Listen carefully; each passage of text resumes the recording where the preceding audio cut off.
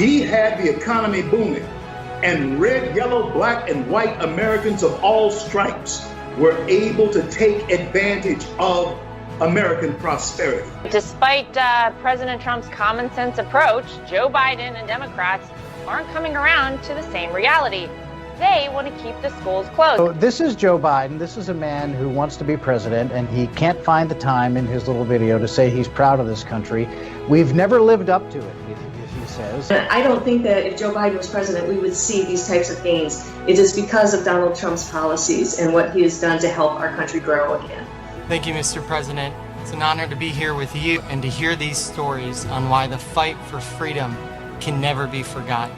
What is happening in our backyard today, I experienced as an 11-year-old at a guy named Castro. Republicans are the party of freedom, Democrats are the party of socialism and worse. We are one people, one family, and one glorious nation under God. We will make America great again. Welcome to Team Trump Online.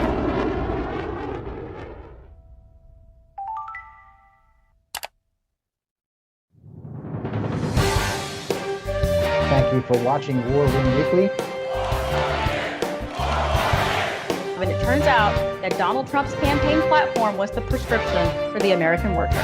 He is quite clearly the leader to return us to that stature. Tim, clearly Joe Biden has lost touch with reality. Thank you all for joining us. Have a good night.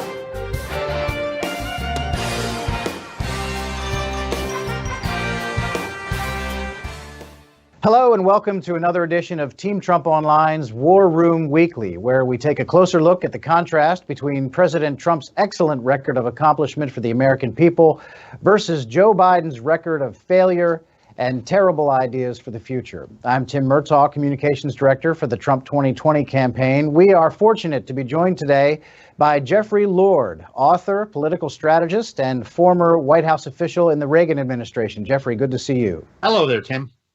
And Buck Sexton, host of the aptly named Buck Sexton Show, former CIA analyst and formerly of the NYPD Intel Division. Buck, thank you.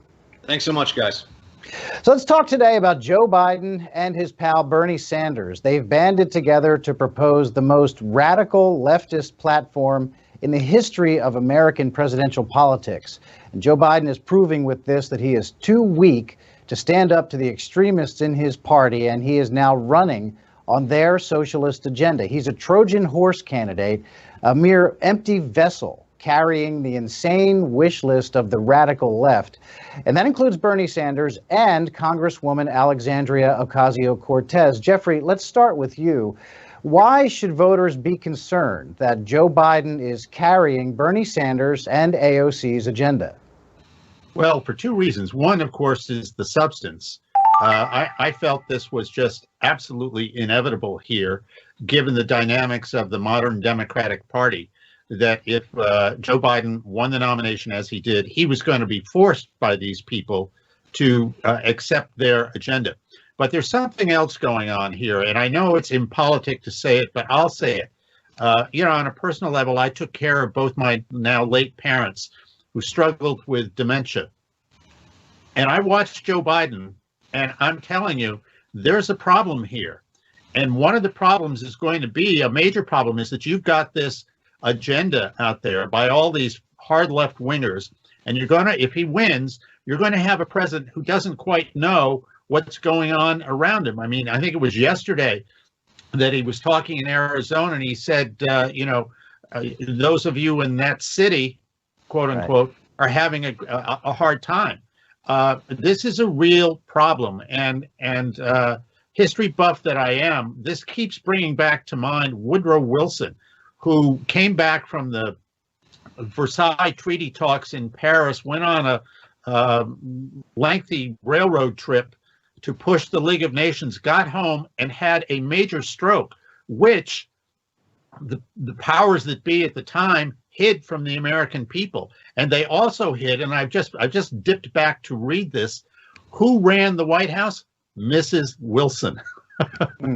So what I'm suggesting here is we've got a situation with Joe Biden that were he to win, somebody else, given his situation, would actually be running the White House, somebody else who's not on the ballot. And that is a real problem combined with the agenda. Yeah, Buck, what we've got here is Joe Biden as an empty vessel, and he's absolutely running on the Bernie Sanders agenda. He's a tool of the extreme left. Why is that dangerous? Well, look, the Sanders input into what would be a Joe Biden presidency is going to be much more important than anything Joe Biden is going to offer up. If you look at Biden's record of the last 40 or so years, he's someone who has been wrong on every major foreign policy issue, but really he's also just been a weather vane for the Democratic Party overall. He's somebody who just goes with whatever's popular. He serves a very important purpose, though, for a far left Democrat Party that, as we see right now, is in favor of toppling statues and downplaying the violence and destruction from all these riots. They get to put up somebody like Joe Biden and say, come on, how radical could he really be? Look at this guy. He's been around forever. You know, good old blue collar Joe. And so then you have all these left wingers who know that to fool people in Ohio and Florida and Michigan who are the undecideds and to get people to think they just want to return to normalcy, they're willing to sort of take a back seat for now. But we all know that the moment that Joe Biden actually is in the Oval Office, the agenda will be driven by the far left of the party. They've made that pretty obvious to anyone paying attention. But I think that Joe Biden becomes a perfect Trojan horse for their agenda because he's been around forever. So how scary and revolutionary could this guy be? Well, he's a puppet of the revolutionaries. That's why it's scary. Yeah, I mean, most of the time you see a candidate in a Democrat primary, they'll have to run to the left and then tack back to the middle in the general election. But with Joe Biden, it's been the opposite, and the media has even noticed this. Let's take a look. With Joe Biden, we're seeing over the last few months sort of the opposite. He very proudly held to the center of the party throughout the Democratic primaries as a record field of Democrats were running hard to the left. But now, it's almost as soon as he became the nominee, or at least the presumptive nominee, he began an effort working with Bernie Sanders chiefly to get their teams together to work on a set of policy recommendations that they could make to try to find common ground with an eye towards the need to unify the party in November.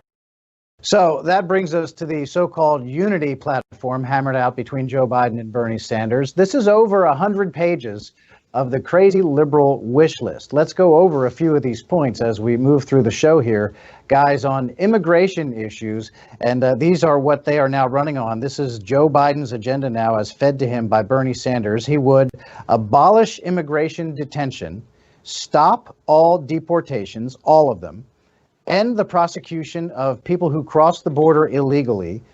He would, of course, support sanctuary cities, and he would end the travel ban from these nations that we know are hotbeds of terrorism. So, Buck, let's start with you. These policies can only be described as completely wiping out our borders and effectively ending national sovereignty. Isn't that so? Yeah, well, the Democratic Party has moved toward being an open borders party in all but name for many years now. And in fact, we're all still a little stunned. I mean, I'm here in New York City. I grew up here. I worked for the NYPD at one point. And this defund police chant is just so monumentally stupid and dangerous that it's almost hard to process until you really understand the nature of the left-wing revolutionary movement that it comes from. But when you think just a few years back, you remember there was abolish ICE, right? So, before they were trying to get rid of all cops, they were trying to get rid of the people who do law enforcement of our borders. And that's not about reform. That's not about correcting abuses. That's about a fundamental change to U.S. sovereignty. So that's something that we've continued to see. And all of these far left agenda items that Biden is signing his name to right now, this is how they're getting the left-wing base that was obviously supporting Bernie Sanders, Elizabeth Warren, a few other candidates to come on board because they recognize that it's always the hardliners within the party who are going to get their way among the Democrats. There's not going to this whole notion of unity. And that was kind of funny. That reporter was actually my high school classmate. Fun side note. But this whole notion of Biden as somehow I turned out a conservative. He did not. Biden as a unity candidate is just well, as I said, it's very smart tactics, but it's based on a lie. The tactics are that people will think this guy's not that bad. He's actually kind of moderate because he's been around forever. And the left wing gets to say, you guys know what we're going to do here. Just fool the people you have to in the flyover states, and he'll be president and we'll be in charge. Yeah, so I mean, he's clearly got a problem with the base of the Democrat Party, and that's why he's got to link arms with Bernie Sanders. And Jeffrey, the points here that we just went over about essentially making our borders meaningless. Have you? You're a student of history. Have you ever seen a greater all-out assault on our national sovereignty? No, I have to say, and you know, I think this all ties together. When you look at things that are, you know, sort of disparate or they seem items on their own. For instance, the attack on the cops at the Brooklyn Bridge, or the firing, or the resignation letter from Barry Weiss from the New York Times, or the toppling of statues, and you tie that to the open border policies and all of this kind of thing. This is all part and parcel of a campaign to radically change America and make it a socialist country. With you know, and if you don't go along, you're in trouble. I mean, you could lose your job, you could lose your livelihood, on and on and on this goes. It is all tied together. But I will say this on the good news front, and I'll just give you one small anecdote. The whole Goya situation, right here where I live, a friend of mine called me yesterday to say that she went to the local Giant to participate in the boycott and buy some Goya goods. And she said there was a clerk there already restocking the shelves, and the clerk was baffled when she was buying all these Goya products. And she said, what's going on? She didn't know. And my friend explained to her what was happening, and she says, well, that explains it. She says, we've been running out of this stuff. It's just been flying off the shelves. I've never seen anything like it. And my point, Tim, is, I mean, this is the middle of Pennsylvania. This is when I made so bold on CNN to say that Donald Trump was going to carry Pennsylvania, and they thought I was insane. That feeling is not only here, it is double and triple down here. So there is a good, healthy reaction to this, and it's out there. Yeah, and you see we had Mercedes Schlapp on CNN on Friday morning, and they were just aghast that the president would pose for pictures with cans of Goya product, and they wanted to know, what was he doing? Why would he dare do that? So it's okay to cancel Goya and to launch a boycott against Goya, but if the president wants to stand up for Goya, then that's unheard of. And why would the president ever do that for a good company that's been feeding Latinos the healthy products for decades? So it's just amazing. So back to the Unity platform, because we want to walk everybody through all of the crazy points here. Of course, it doesn't stop there. Here's a little bit more from Biden, Bernie, and AOC. These are benefits for illegal aliens. Government health care for illegal aliens. We remember, of course, when all the Democrats on stage raised their hands to indicate that, yes, in fact, illegal aliens would get free government health care under their plans. Also, free student aid and free community college for illegal aliens. Work permits for illegal aliens. And at a time when the nation is trying to recover from the coronavirus crisis and the economic downturn that interrupted the president's fantastic economy, we're going to introduce competition for American workers in the form of illegal aliens with work permits. And then, of course, the oldie but the goodie for the left, mass amnesty. So while Joe Biden would leave the doors wide open to our country and not enforce our immigration laws, he would also lay out the welcome mat for illegal immigrants. And in the face of this coronavirus crisis, as I just said, when Americans are struggling to get back to where they were before the outbreak, why would you introduce the competition of illegal alien workers by giving them work permits? Jeffrey, again, this is an assault on the American worker. Well, it is. And this is where this comes from on the American left. And it's very interesting. The president, as you well know, has accused Joe Biden of plagiarism. He might be onto something there. Yeah, exactly. And I must tell you, I have a history of Joe Biden on this. It's not for the first time that he does this kind of thing. But at any rate, in this case, he's out there trying to do his version of America first. And yet, inside his own party leadership now, you've got all these people who, however they want to phrase it, are in essence saying, not America first, some other place first. Bring them in, bring the entire world in. That isn't going to fly with a lot of Americans. Politically speaking, that isn't going to fly here in Pennsylvania. I don't know how he is going to go around this state, which is a battleground state, a key state, and tell people that he's for jobs in America when his platform is to do exactly as you have suggested, open the floodgates and let all these illegals in to take jobs. It's not going to mesh. No, and it can't mesh. And Buck, we see President Trump, who, of course, is unabashedly pro-American, and the United States and its best interest is at the forefront of every decision he makes.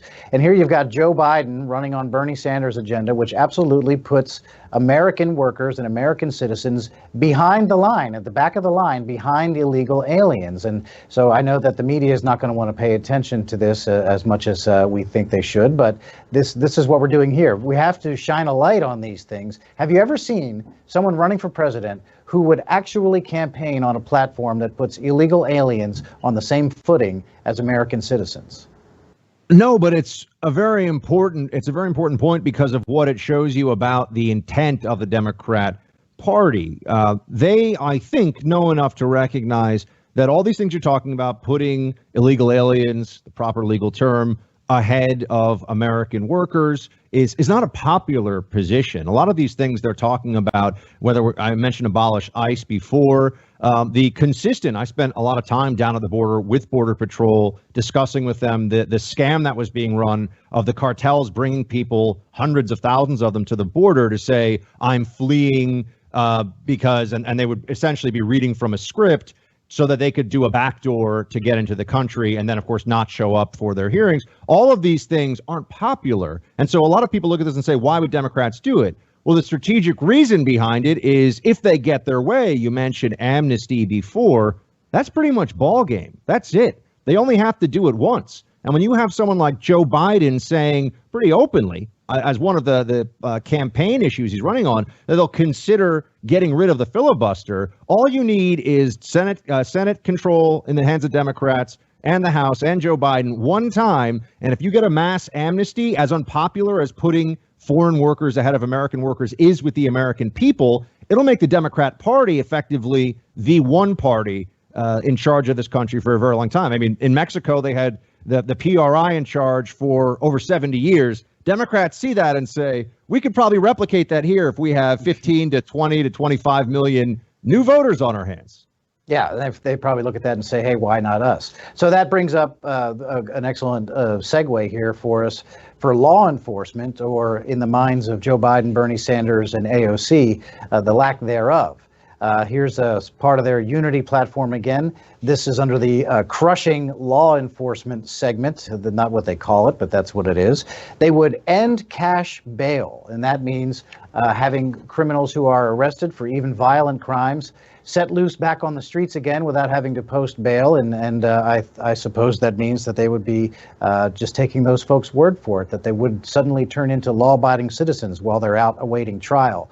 They would also abolish the death penalty. We saw just earlier this week, President Trump had the execution proceed for a known white supremacist. Social justice prosecutors, whatever that means. Generally speaking, a prosecutor is trying to enforce the law, but in Joe Biden's world, they would be social justice prosecutors. And then, of course, free housing for former inmates. Now, this does not even get into the defund the police movement, which is running rampant in the Democrat Party, a train on which Joe Biden is an unwitting passenger. And as we see violent crime rising in Democrat-controlled cities across this country, Buck, how does all of this, how does the coddling of criminals, how does this make sense? It doesn't. Well, I've been saying for a while that I think that the Democrat campaign for Biden at this point could be summed up with "Make America Miserable Again." I think that their position is effectively make things so difficult, so unlivable, so horrendous that people will just vote for any agent of change, even if it's, as Jeffrey rightly points out, somebody who doesn't even seem like he entirely knows where he is or what he's doing sometimes. So we've already seen the results. I mean, I've been saying the BLM movement has made in less than 3 months everything worse for everyone. No one has benefited from this except politically some people who want to be in control. But in terms of on the streets and in major cities, spikes in crime, Atlanta having the National Guard called in, much worse violence here in New York where I'm currently doing the show. People in Chicago obviously seeing what's going on there. There's no benefit to this. I mean, the cash bail policy that New York, no cash bail became the policy, put into effect was so reckless and so stupid that even some Democrats said, we can't keep doing this. But like I said, all they have to do is make things look terrible, and they'll say it's all Trump's fault. Everything is Trump's fault, as I'm sure you know when the media gets to talk about it. Familiar with that refrain, yeah. Exactly. So Jeffrey, go ahead. One other thing, you mentioned social justice prosecutors. We've now seen a hard and fast and quite vivid example of this in St. Louis. There was that couple who came out in front of their home when the Black Lives Matter people broke down the gates to their gated community, walked in there, threatened them with, they come out and they're being threatened with murder. They want to kill their dog. They want to take over their house, all this. They run inside, grab their guns, do nothing else other than stand in front of their house with their weapons. And what happens now? The district attorney, who is decidedly one of these social justice prosecutors, who was apparently elected with a little help cash-wise from George Soros, is apparently on the verge of indicting these people for doing nothing but standing in front of their own property with their own Second Amendment guaranteed weapons. That is a real taste of what's to come and how this kind of thing will work, and it's not good. No, I think that's a pretty succinct way to say it. It's not good. But they're not satisfied with ruining communities with rampant violence and emaciated police departments. Joe Biden, Bernie Sanders, and AOC want to wreck our economy as well under the guise of environmental concerns. And so let's take a look at this. The environmental extremism section of the Unity platform, they would, of course, rejoin the Paris Accord. And having the United States handicap its own economy when other nations around the world, such as China, would not be doing the same. They want net zero emissions for homes, offices, and new buildings by 2030, net zero power plants by 2035, which would effectively kill the entire American energy industry. And here's a good one. All school buses and government vehicles net zero emissions in 5 years. There are 500,000 school buses in this country and some 3 million government vehicles. And in 5 years, they want them all, to be electric, I suppose. What school divisions can possibly convert all of their school buses to electric in 5 years? This would crush our economy, kill the industry and energy industries with the 10 million jobs go with them. And how about the school budgets? That would be a complete and utter disaster. Jeffrey, I mean, the best word I can think of for this is it's lunacy. Well, let me give you a specific example. Here in Pennsylvania, we have, and I've checked on this, we have about 8,000 fracking wells. And they employ collectively thousands and thousands of people. What is their platform all about? They want to ban fracking, put these people flat out of work. They also want to be done with coal. I cannot wait for people to grasp, and I think the unions have certainly grasped here in Pennsylvania, the energy unions have grasped that the Democratic ticket is campaigning on putting their workers out of work. That isn't going to fly here, I don't think. Well, aside from the lunacy of the whole policy, politically, I don't think it's going to fly. Yeah, and Buck, we know that Joe Biden is going to masquerade as blue-collar Joe from Scranton, PA, and he's going to say that he cares about the working men and women of Pennsylvania and Ohio and Wisconsin and Michigan and all the states across the Rust Belt. At the same time, he is campaigning on Bernie Sanders and AOC's environmental agenda. I mean, you can't. I guess the three of us together, we're going to be screaming about this, but folks have to know that you can't do both things at the same time. Well, I think the Democrats have learned at least one lesson. They learned very few in politics. They keep trying the failed ideas of the past. But one lesson they certainly learned was when Hillary basically told coal miners in West Virginia, get a new job, guys. Too bad. Right. So learn to code. Yeah. I think this time around, we're going to see, well, it's actually in the Biden platform online. They're saying all this stuff about we value the coal miners and are going to make sure that their pensions remain untouched and all this stuff. No, they're going to destroy their industry. And at this current point in time, the entire industry for oil people that work in the oil industry is under tremendous pressure. Over 100,000 jobs at risk just because of what's going on globally with the economy. And all this stuff that they're talking about with these green energy jobs and all these transitions they want to make will be ruinously expensive. And that Biden was around, you'll recall, for the Solyndra debacle, which we'll all remember, where somehow the government was funding a solar company that thought that it could sell things for more than they cost, but make it up on volume. It was, hundreds of millions of dollars lost there. The taxpayer on the hook for that, by the way. It just goes to show that this is ideologically based. I mean, I always say that climate change is a religious belief for people who think they're too smart for religion. And that's really what just weaves through all the stuff in the Biden environmental campaign. And if you really think the world is at risk, well, then millions of people are going to lose their jobs. I just hope that those people remember what the climate change activists want to happen if Biden wins. Yeah, and it's just obvious lip service that Biden is paying to the people who work in those industries in Pennsylvania and elsewhere, and he lies to them. And he says, oh, no, don't you worry about a thing. At the same time, he is in lockstep here with Bernie, and the main goal of the Green New Deal is to eradicate these industries and destroy those jobs forever. That's absolutely a fact, and it's inescapable. All right, go ahead. One other quick thought that occurs is the hypocrisy problem here. When these folks, when like AOC and company were running around defund the police, did they want to defund the Capitol Police and give up their own protection? No. I'd love to know what fuels the power for the Biden estate in Delaware. Is that electric? I mean, have they put, sundials on the roof or whatever? I don't think so. They talk a good game, but when it comes to themselves, they're not going to participate. No, of course not. And then here's another example of that. One final graphic and this is, we've not covered every single piece that's in this Unity platform, but we're trying to hit the lowlights here if we can. This one is really crazy. If you care about educating children, this is their plan to destroy education. They would end school choice. Of course, we know that Joe Biden is in the hip pocket of the teachers union, and so he doesn't want any public schools to have competition from any alternatives. He would end scholarships that would provide school choice and also education savings accounts that millions of Americans currently have. And then here's the worst one.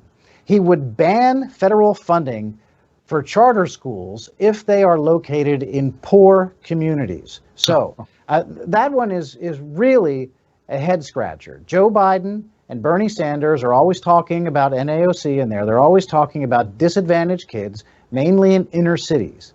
And yet here they are in favor of policies, the express purpose of which is to keep kids trapped in their failing schools. Buck, that makes no sense. It makes no sense if you approach it from your perspective and the viewer's perspective right now, which is what's the best for the kids. But the moment you flip that around and understand, why do teachers unions really exist and what are Democrats most concerned with when it comes to education? It's all about jobs programs for adults and making sure that the teachers unions continue to elect Democrats all across the country. I mean, teachers unions effectively act as super PACs for the Democrat Party.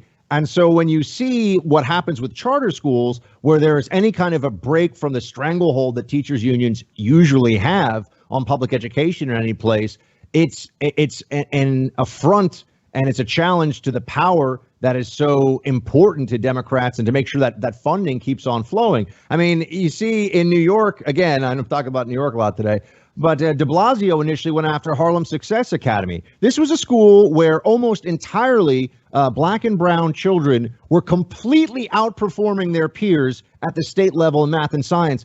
And de Blasio wanted to shut it down. And you think, how could anyone want to do this? How could anyone have a problem with success at a charter school like that? And it's because it's a challenge to the dominant paradigm of public education. And that paradigm does not exist, as we see now with teachers unions, effectively holding schools hostage because of the COVID-19 crisis. It does not exist for what's best for kids. It's what's best for adults who are overwhelmingly registered Democrats and the unions that donate a lot of money to Democrat politicians. That's why they hate charter schools so much. But school choice is an issue where conservatives win. Yeah, I think that's absolutely the case. And Jeffrey, I mean, just to talk about it, they actually expressly state that no charter school funding in places that are economically disadvantaged. This is a backwards approach. If you care about educating kids, and if you care about kids in inner cities and being able to have good quality schools that they can choose from, you would not have such a policy. Yet this is what Joe Biden is running on. I guess we can't stress this one enough. Well, that's right. And I have to laugh. It came out the other day that the Los Angeles Teachers Union, I just love this tale, in their negotiations about when to go back to work and COVID and all this kind of thing, among their demands, defund the police, Medicare for all. That's what key in education. Does that have to do with teachers getting back in the classroom? Nothing. What it has to do is political power of these unions. I'd be very curious to know what Joe Biden's view of their position on this is. He probably hasn't heard of it, I'm sure. And of course, we can't forget that they all agree on universal health care controlled by the government, which would give consumers no choice whatsoever. It would depress the quality. It would absolutely remove any choices that consumers ever had. We all remember the lie. If you like your plan, you can keep your plan. Well, it was a lie then, and it's completely off the table now because they're going to have the government run everything from A to Z. And as for Bernie Sanders, well, he is all for the plan that he has forced on Joe Biden. Let's take a look.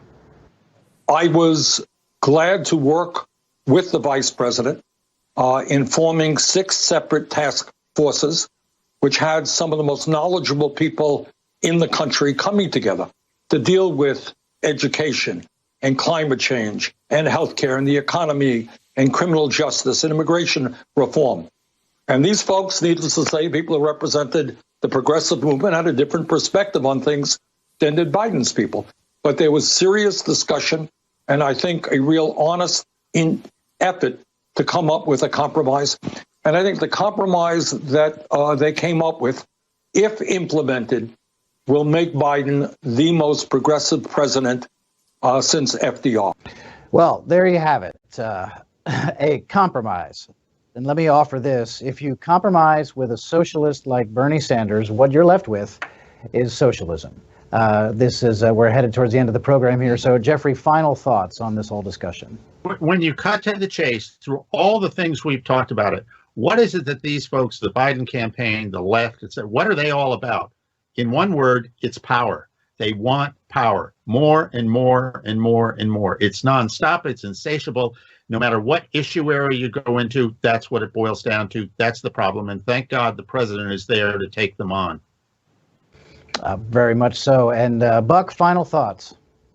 I think the Democrat plan for getting Biden reelected is effectively to make sure the country's in the worst possible position. And that whether we're talking about unnecessary lockdowns, capricious, tyrannical enforcement by Democrat governors that doesn't go after, of course, protesters, making sure the economy can't get going. They're oppositional right now to the interests of all of the American people because their only real interest is their power. That's what the Democrat Party is all about. I hope people remember that when Joe Biden's giving that big smile and saying, come out for me on Election Day. Yep, I hope people do remember it. And that's the purpose of this conversation and many more that we will be having for the next 107 days or so. I want to thank both of you, our two excellent guests, Jeffrey Lord, author, political strategist, and former Reagan White House official. Jeffrey, good to see you and thank you. Thanks, Tim. And thank you, Buck. And thank you, Buck, host of the Buck Sexton Show, former CIA analyst and formerly of the NYPD Intel Division. Thank you very much, Buck, for your time. Thanks so much. And Jeff and I are both CNN refugees, so it's good to see you. Okay. Well, congratulations. Place, Buck. Good for you both for escaping. Join us next week. I want to invite everybody who's been watching now to join us again next week for another War Room Weekly on Team Trump Online. And please give this video a thumbs up if you so choose. Subscribe to our channel or like our page. And don't forget to download the Trump 2020 app, which is truly the best way to stay connected to the campaign. You can volunteer, make voter phone calls, and earn points to win great prizes, up to and including a picture of yourself with President Trump. It's available in the App Store now. Until next week, I am Tim Murtaugh with the Trump Campaign. Thanks for watching.